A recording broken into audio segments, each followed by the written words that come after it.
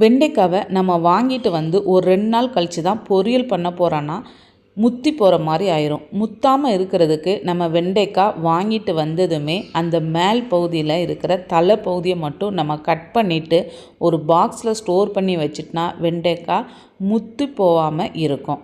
வெண்டைக்காய் செஞ்சாலே வலுவலுப்பாக இருக்கும், சாப்பிடவே பிடிக்காது. நீங்கள் இரும்பு கடாய்க்கும் ஒரு அலுமினியமோ சில்வர் கடாயிலையோ வெண்டைக்காய் பொரியல் செஞ்சு பாருங்கள்.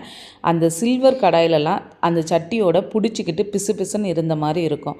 இரும்பு கடாயில் செஞ்சு பாருங்கள், பிடிக்கவே பிடிக்காது. நல்ல வலுவலுப்பு தன்மை இல்லாமல் டேஸ்ட்டும் அதிகமாக இருக்கிற மாதிரி இருக்கும். வெண்டைக்காய் ஒரு 1/4 கிலோ வாங்குகிறோன்னா அதில் பாதி அளவுக்காது நல்ல சின்ன வெங்காயம் போட்டு பொரியல் செஞ்சால் செம டேஸ்ட்டாக இருக்கும். வேர்க்கடலையை நல்லா வறுத்துட்டு தோல்லாம் எடுத்துட்டு அது கூட ஒரு வத்தலையும் நம்ம போட்டு பவுடராக திரித்து கடைசியில் இறக்க போகிற நேரத்தில் கிளறி விட்டு இறக்கணுன்னா சாப்பிடாத குழந்தைங்க கூட இந்த வெண்டைக்காவை விரும்பி சாப்பிடும், டேஸ்ட்டாகவும் இருக்கும். வெண்டைக்காவோட வலுவலுப்பு தன்மை போகணுன்னா பொரியல் செய்யும் போது 1 ஸ்பூன் அளவுக்கு தயிர் விட்டு செஞ்சுக்கலாம்.